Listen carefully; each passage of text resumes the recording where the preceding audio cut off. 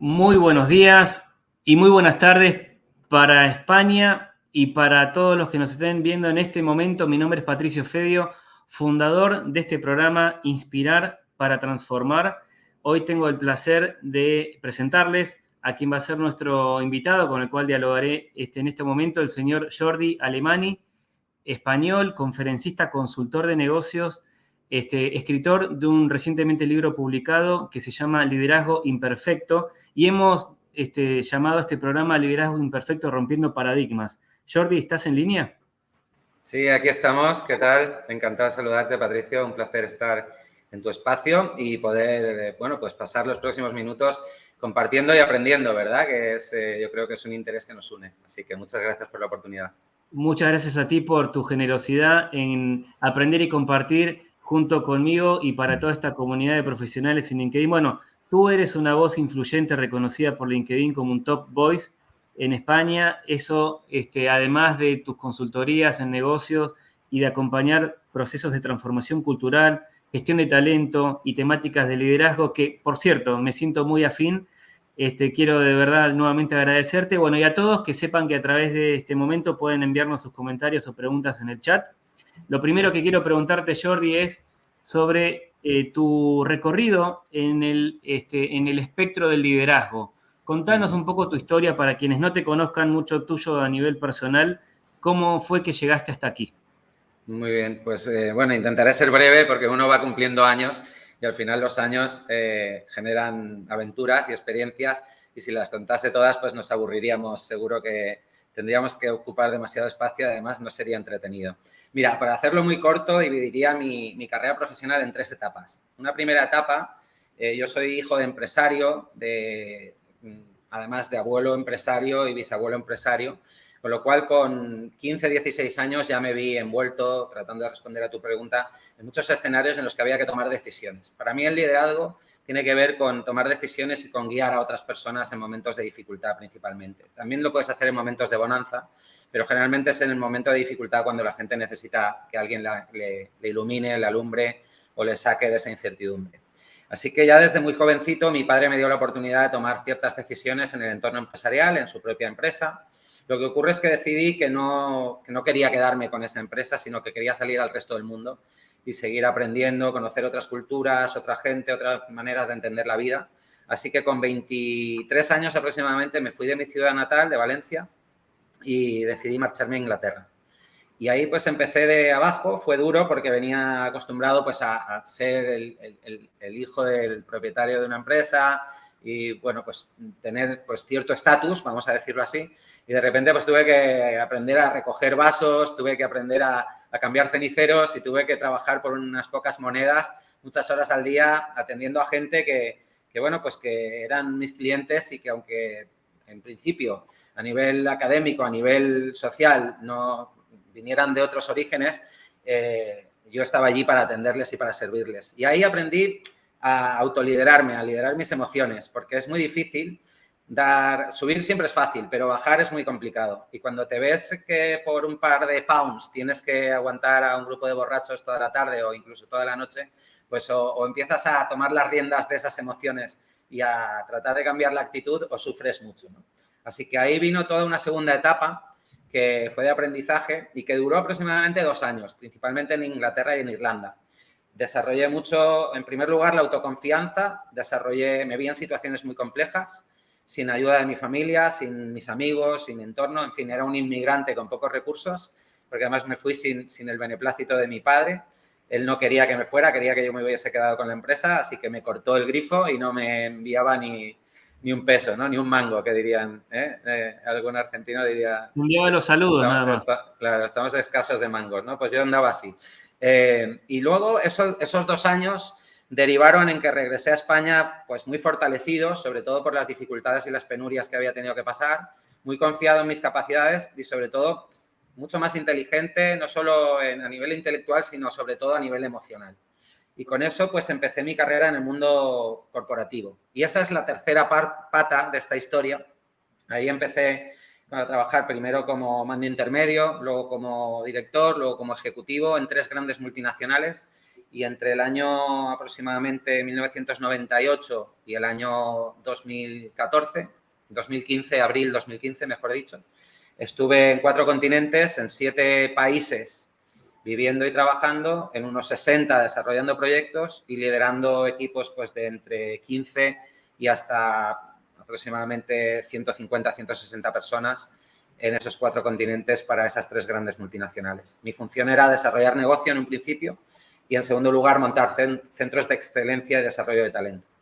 Y con toda esa experiencia acumulada de aproximadamente 15, 16 años, regresé a España en una decisión que seguramente es de las más difíciles que he tomado en mi vida, porque mi padre enfermó y me dijeron que iba a fallecer pronto, así que dejé mi casa en Washington, dejé mi posición como alto ejecutivo en una multinacional y mi segunda posición trabajaba para el Departamento de Estado, además de mi posición corporativa, trabajaba en el Departamento de Estado de los Estados Unidos como examinador de cargos diplomáticos y abandoné todo voluntariamente, regresé a España y, bueno, desde entonces soy emprendedor en serie y me dedico a guiar a otros, a contarles mis experiencias y a tratar de que esas experiencias y esos tropiezos que yo he tenido previamente les ayuden a evitar ciertos obstáculos y les garanticen o les mejoren sus probabilidades de éxito como líderes y como ejecutivos.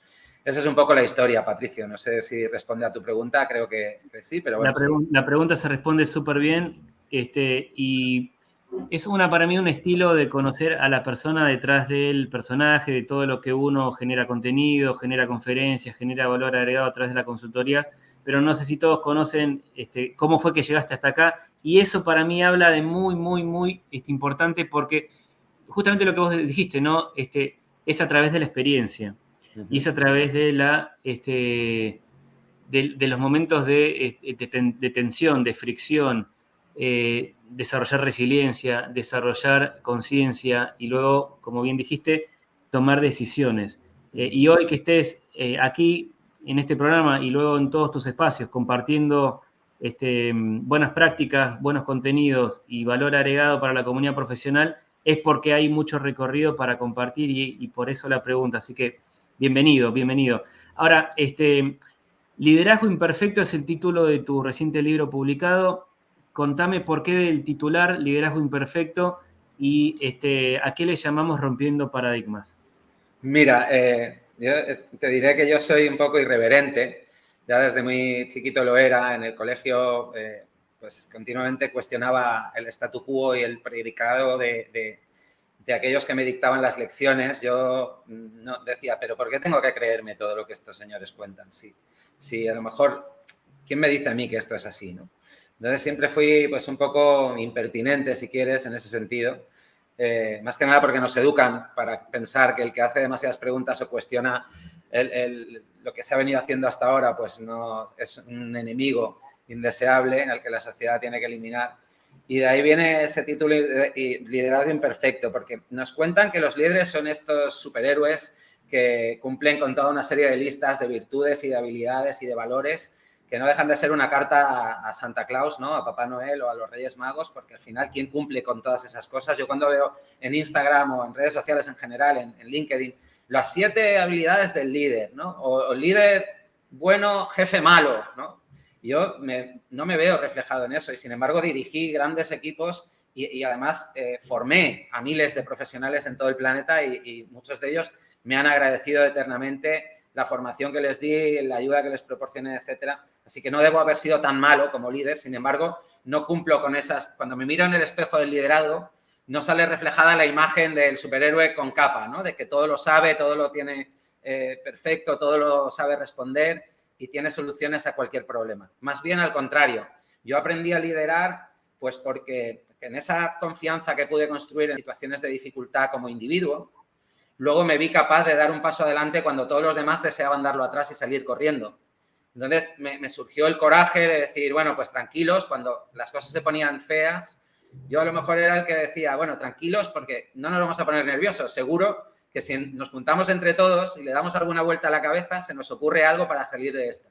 Y por último, siempre uso un refrán que es Dios aprieta pero no ahoga, porque me he visto en situaciones muy complicadas, pero siempre al final, si uno se para a reflexionar, si aplica el raciocinio y hace un mínimo de análisis y no se deja llevar por las emociones simplemente, sino que pone algo de dato y algo de empírica en la ecuación, tiende a encontrar solución casi a cualquier problema. Hay pocas cosas imposibles, ¿no?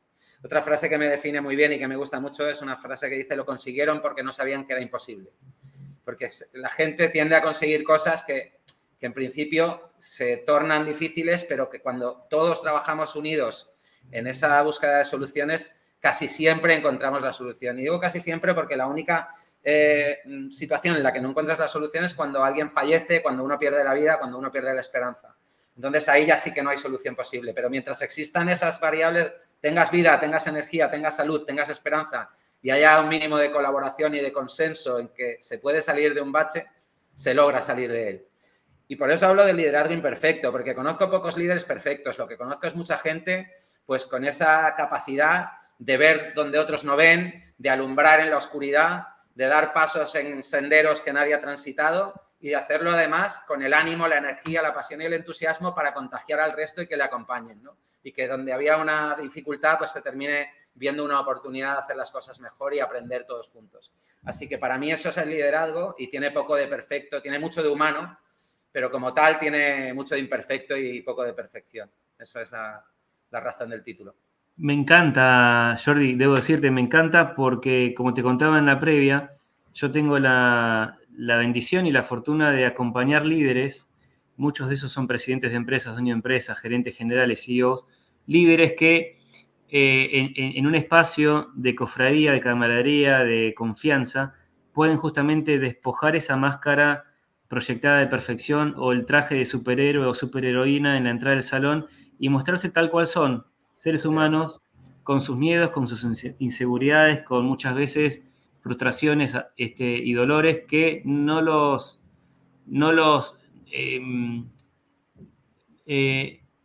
como bien dijiste vos, si hay esperanza y si hay vida, todo tiene solución menos la muerte. Entonces, en ese momento nos damos cuenta de que no son superhumanos, son humanos con esas mismas dolencias, emociones y muchas veces situaciones de alta complejidad que, bueno, con actitud, con disciplina, con perseverancia, con paciencia, con equipo, con propósito, con coraje y valentía, logran superar obstáculos y adversidades. Así es.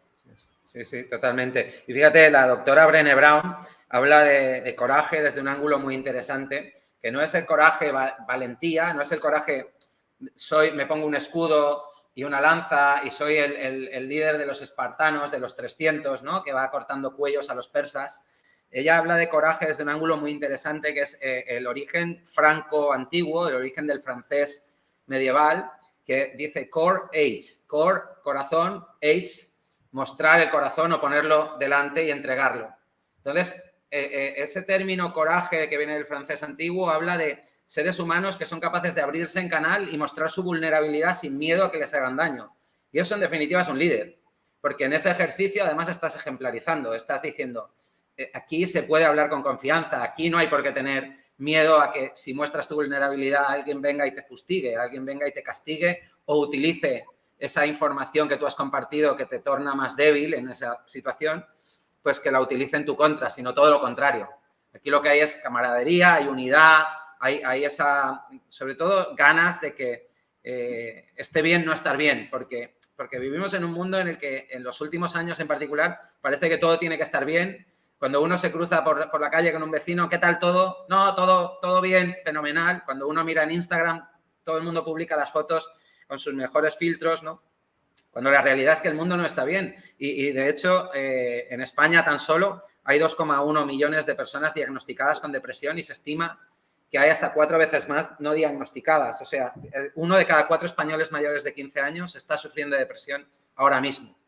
Y los tenemos en las oficinas, los tenemos en los equipos de trabajo, pero nadie habla de ello. ¿Por qué? Porque no existe ese coraje y no existe ese liderazgo que dice que uno puede mostrar su vulnerabilidad sin temor a ser castigado, penalizado o despedido, ¿no?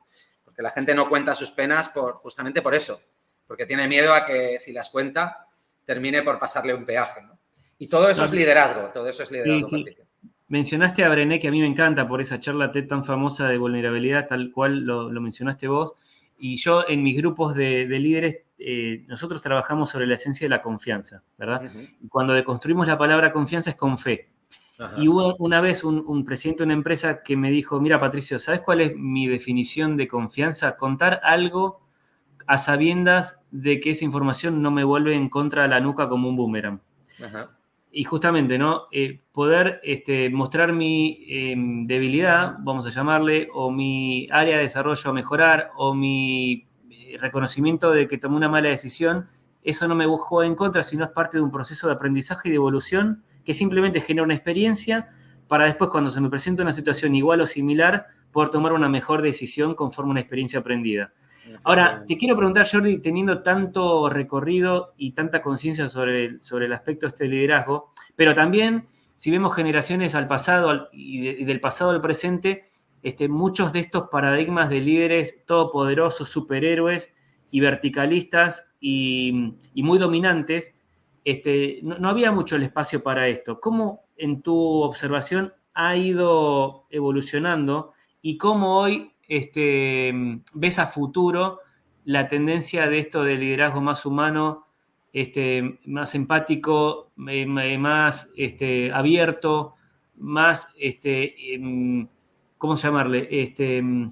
Que trascienda los paradigmas de las generaciones previas? Mira, es curioso, porque yo cuando regresé de los Estados Unidos sabía que me iba a resultar muy difícil trabajar en España, a no ser que hiciera muchos pasos hacia atrás y que estuviera dispuesto, sobre todo en Valencia, en mi ciudad, que es una ciudad pequeña donde hay apenas pues 5 o 6 empresas que facturan más de 100 millones de euros. El resto son pues, mucha pyme, empresa familiar, gestionada por un amo o hijo de amo, ¿vale? Aquí ni siquiera se habla de emprendedor o empresario, todavía mucha gente se considera el amo del negocio, ¿no? O acá en Argentina el patrón, ¿eh? El patrón. Claro, el patrón es lo mismo, ¿no? Sí. Entonces, la gente me decía, mira, Jordi, con tu discurso te va a resultar muy difícil trabajar en España porque no te van a contratar, porque a la gente no le gustan las cosas que tú cuentas, porque tú hablas de organizaciones más planas, menos verticales, sino un liderazgo más orgánico, una organización más efecto algarrobo, donde todas las semillas tienen la oportunidad de crecer, según tocan tierra tienen la oportunidad de arraigarse, enraizar y crecer tanto más que el árbol original, y todo eso aquí no se da ni se acepta, ¿no? Pero mira, paradojas de la vida, han habido una serie de eventos que han ido transformando, yo creo que progresivamente, esa mentalidad algo más arcaica. Tengo también que decir que esto es Valencia, pero yo trabajo mucho en Madrid, mucho en Barcelona y también mucho fuera, trabajo mucho pues, con Buenos Aires, trabajo con Miami, trabajo con Lima, con Santiago de Chile, con Bogotá, o sea, con México, DF. Trabajo con capitales muy influenciadas por el mundo gringo, si quieres. Entonces, tampoco, y por el mundo angloparlante o anglosajón, grandes corporaciones son las que me suelen contratar. Así que, bueno, pues encontré ahí el nicho y decidí insistir porque dije, bueno, está bien, es probable que mi discurso sea minoritario de inicio, pero estoy convencido de que el futuro va por aquí. No podemos seguir liderando a gente del siglo XXI con paradigmas del siglo XX, de la primera revolución industrial, como aquel que dice, en los que, bueno, pues ocurren cosas como que dices, no, déjate las emociones en casa porque al trabajo se viene llorado, cagado y meado, si me permites la vulgaridad, ¿no? Es una frase que todos hemos escuchado muchas veces. Bueno, pues esto no es así, porque las emociones van con uno dentro del cerebro y el cerebro no tiene botón de apagado y encendido. Uno cuando llega a la oficina no puede dejar las emociones colgadas en el perchero junto con el abrigo y el paraguas. Entonces, en esa creencia de que por mucho que esos paradigmas sigan muy vigentes y haya una gran mayoría de gente todavía que los promulga, mi visión del futuro es que o cambiamos o cada vez más el gap entre empleado y empresa es más grande, se distancia más y las fricciones son más intensas, ¿no? Y esto se está reflejando en cuestiones como el Great Resignation, del que todos hablan. Yo no creo que en el mundo latino tengamos un Great Resignation. O sea, yo no creo que la gente voluntariamente en lugares como Buenos Aires o Madrid firme su baja voluntaria, entre otras cosas, porque la legislación no invita y no ampara ese tipo de conducta. De hecho, te resta derechos porque cuando tú te marchas voluntariamente, como trabajador, pierdes todos tus derechos. Así que no hay mucha gente que resigne. De hecho, en España, en el año 2021, resignaron tan solo voluntariamente 30.000 personas y hay 21 millones de personas en activo. Ya ves que es un 0,0000. No, y acá no conozco el dato, pero te podría decir que es lo mismo. Exactamente prácticamente igual. Lo mismo. Pero aquí lo que hay es algo mucho más peligroso, que aquí hay una gran resignación mental y la gente apaga el cerebro emocionalmente y sigue estando presencialmente en las oficinas y encima tienes el problema de que no te los puedes quitar de la nómina. Es decir, tú sigues pagando salarios y ese zombie está ahí sentado delante de un ordenador, pero su cabeza está pensando, Dios, ¿cuándo me va a aparecer el trabajo que yo busco, verdad? Entonces, eso en términos de productividad, en términos de abstinencia mental, en términos de falta de compromiso, se traslada en miles de millones de dólares de pérdidas al año en todo el planeta. Y cada vez más las empresas yo creo que se dan cuenta de eso. Los departamentos de recursos humanos hacen más hincapié y tienen más visibilidad gracias a la tecnología para elevar ese discurso a sus CEOs, a sus consejos de administración. Y como tengo esa creencia, no sé cuánto tardaré. De momento tengo muchísimo trabajo, así que tampoco, como no tengo una escalabilidad tan grande de mi modelo de negocio, tampoco me preocupa, pero sí es cierto que al principio no vendía ni un colín, como se suele decir. Los primeros años, pues bueno, tenía que hacer mucha conferencia gratuita, tenía que trabajar en foros prácticamente por 4 pesos para darme a conocer. Pero hoy cada día hay más público que persigue este tipo de discurso y que desea que alguien con la mente preclara en una posibilidad de transformar culturalmente una organización les acompañe y les ayude. Al menos esa es mi experiencia y en ese camino andamos, ¿no? ¿Y cómo recomendás un proceso de cambio, de transformación de creencia o de comportamiento o de modelo de conducción para cuando una empresa te dice, Jordi, me gustaría incorporar varias de las prácticas que tú recomiendas, pero vos ves que el modelo, el sistema cómo funciona, inicialmente no se ve muy permeable más allá de una voluntad? ¿Cómo se trabaja eso? Claro, pues es la pregunta del millón, pero es bien complejo, como bien sabes, Patricio. Yo lo trabajo en 3 niveles y trabajo un modelo que le llamo liderazgo tribal o liderazgo de tribus.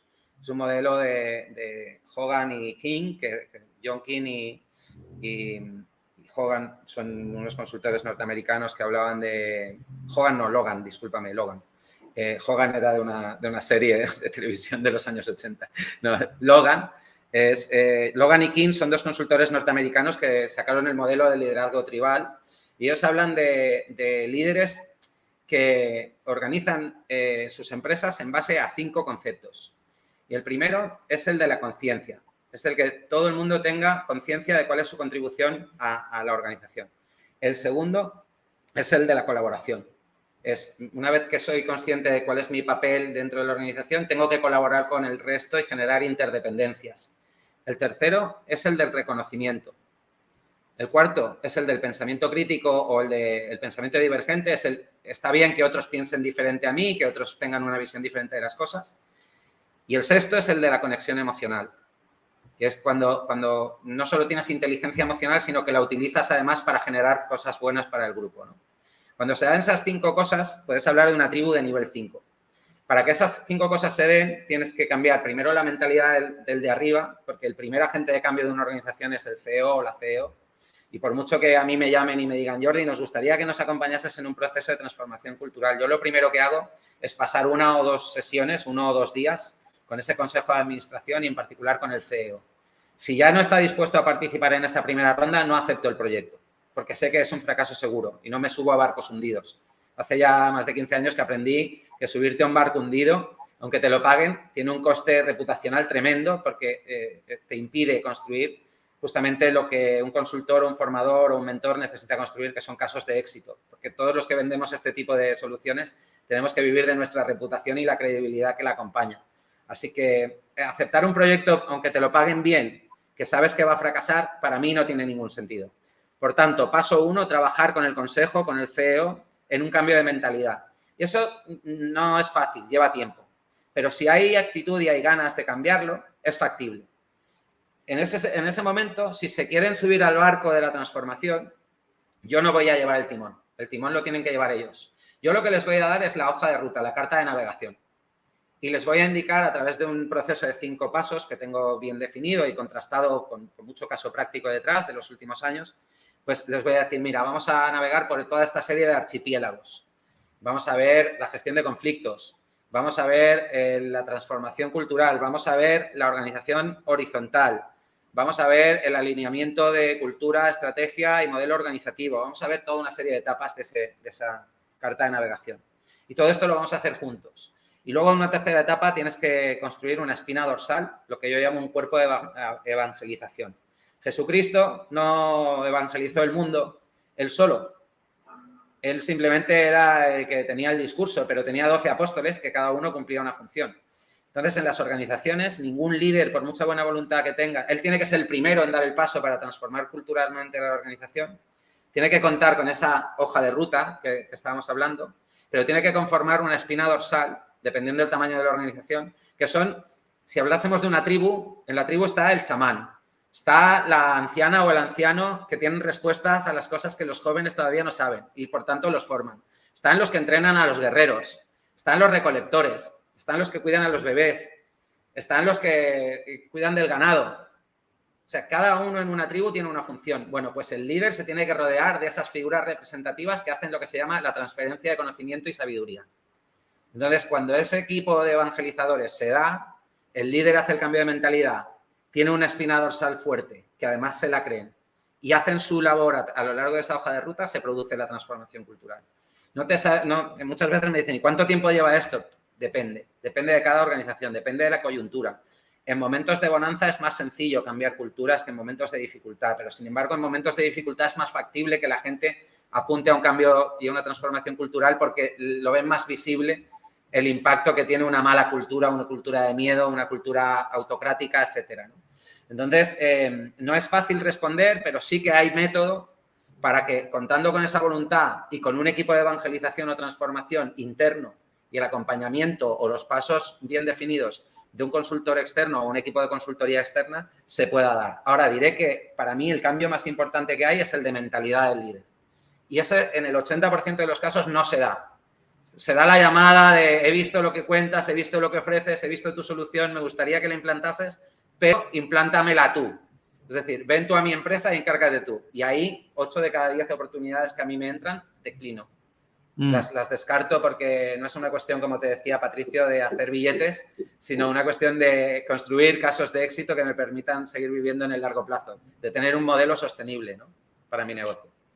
Me parece muy interesante todo lo que contaste, muy interesante, realmente muy interesante. Ahora obviamente te escucho y en simultáneo mi mente iba pensando casos, líderes de organizaciones que por supuesto conozco muy de cerca, cómo han sido sus procesos de transformación y de evolución.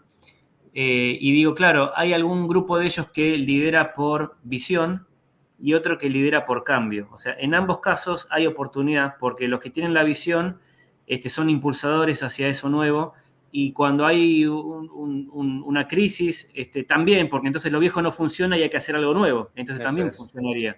Eso es. Entonces, muy interesante. Y bueno, ¿has visto que ese cambio de mentalidad, bueno, pueda no darse? De hecho, me lo estás diciendo, me lo estás validando, que en algunos casos... La mayoría. Mirá, la mayoría. Qué interesante. ¿Y has trabajado en el ámbito no de organizaciones privadas, pero sí de organizaciones públicas?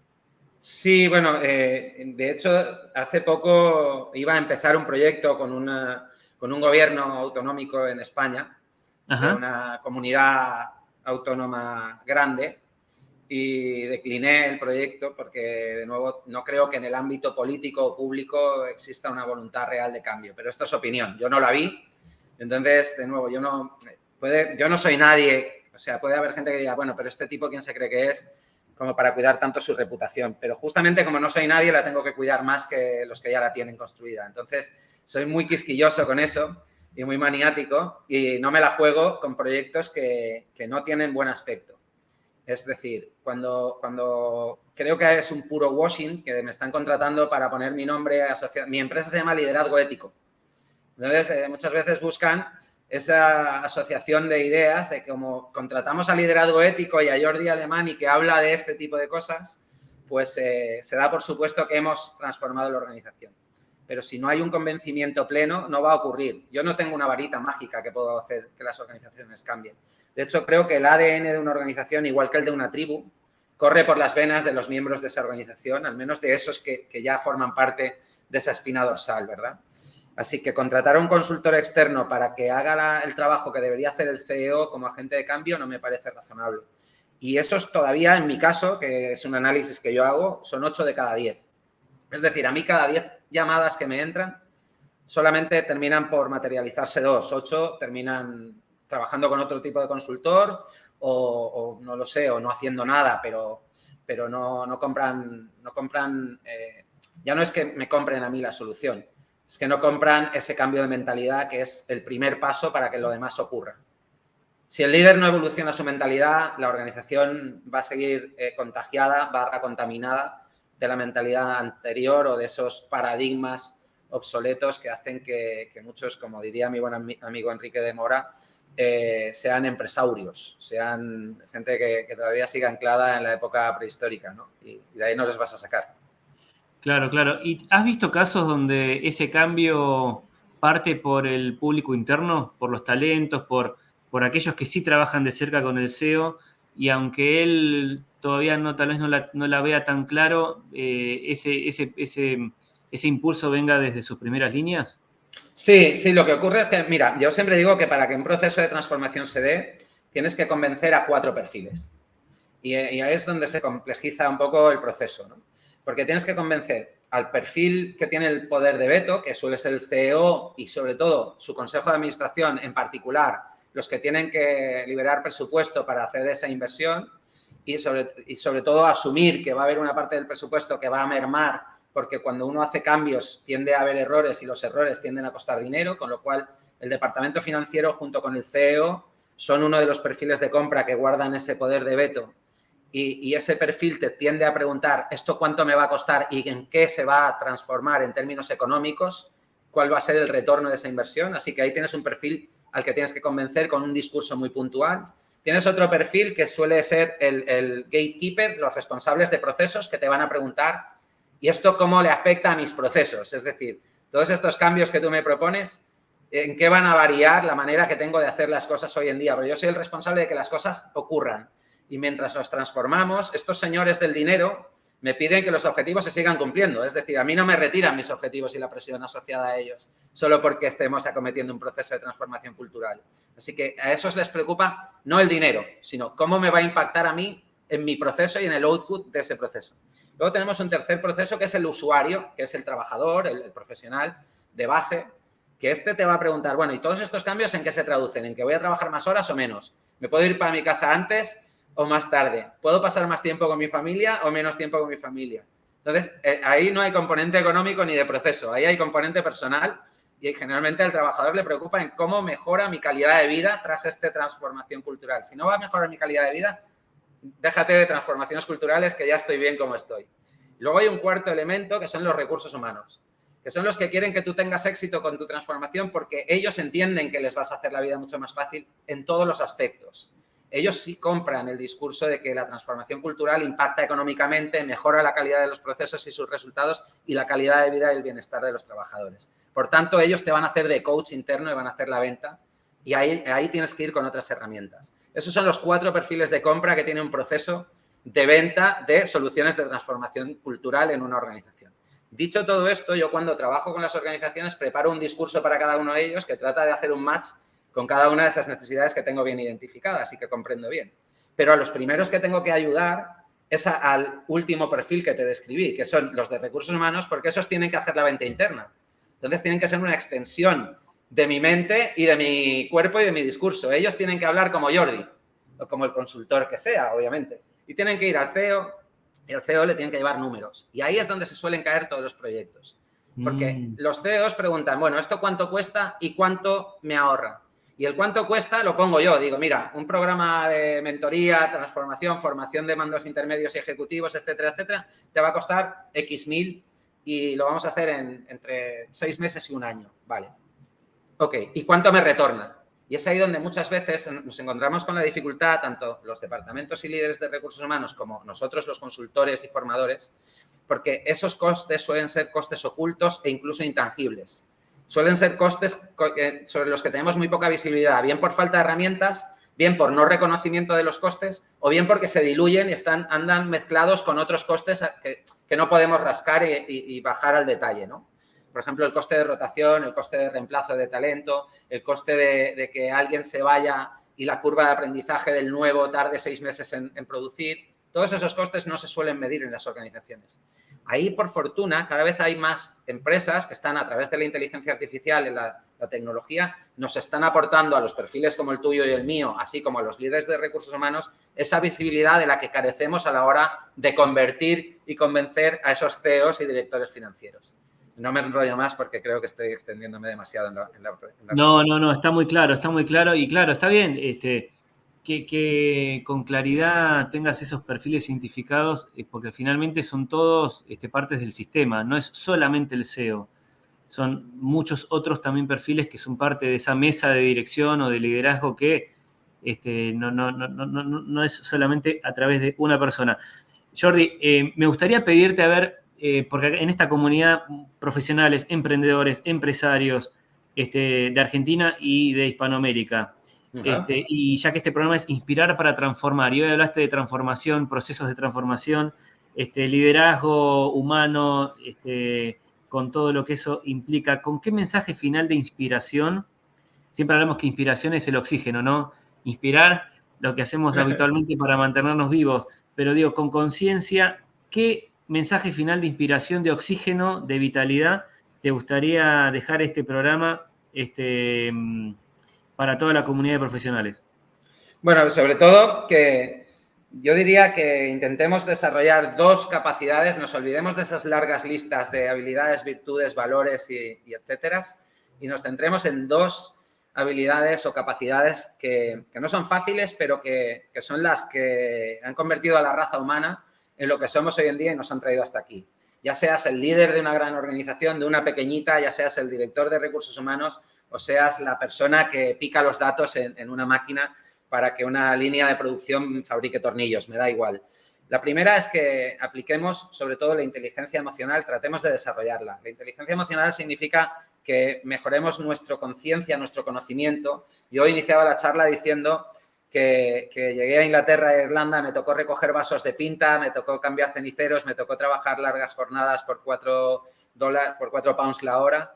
Y ahí mi inteligencia emocional mejoró radicalmente porque tuve que hacer un ejercicio de humildad, de autoconciencia, autoconocimiento, autorregulación de mis emociones y sobre todo de empatía con mucha gente que hasta ese momento no la entendía.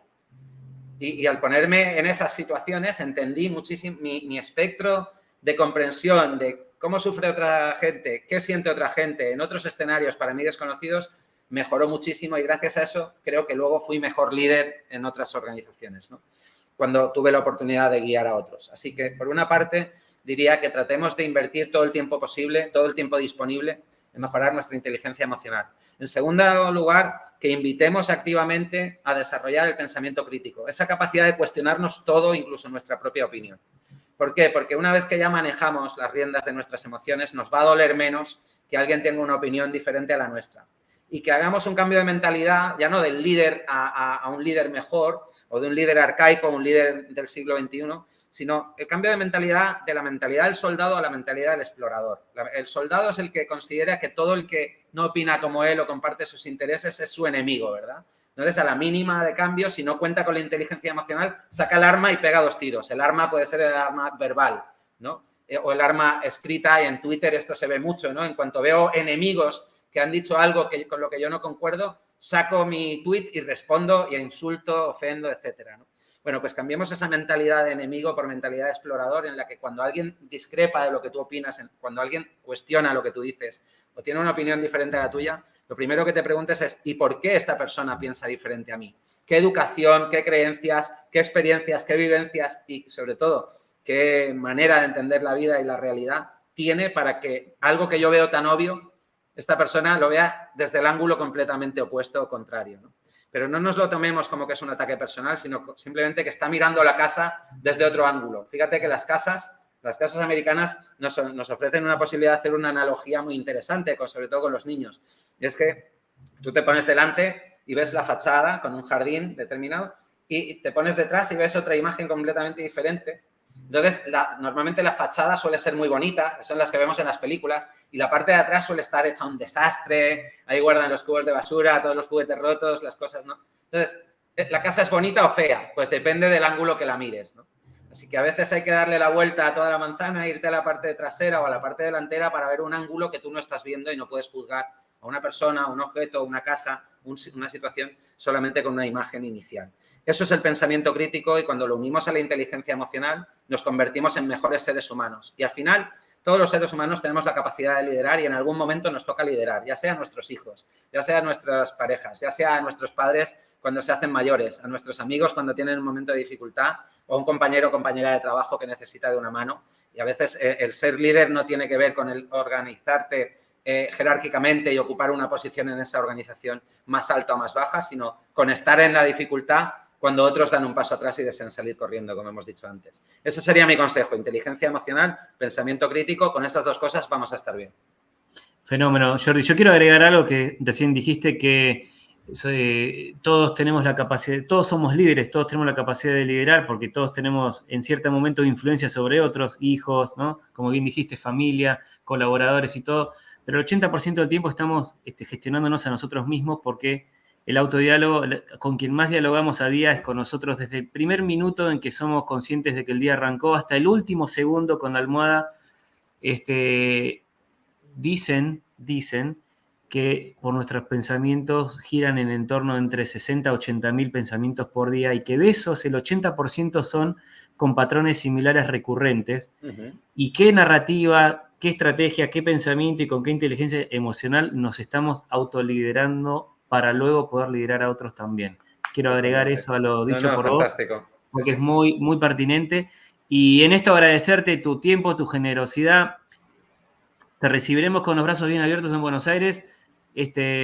Muchísimas gracias, Jordi, por tanto conocimiento y tanta sabiduría puesto en cómo liderar mejor, en cómo ser un líder transformacional de impacto, consciente, que contribuye, que genera buenos vínculos y que a la vez genera un valor agregado para el planeta, para que sea más humano y más sustentable.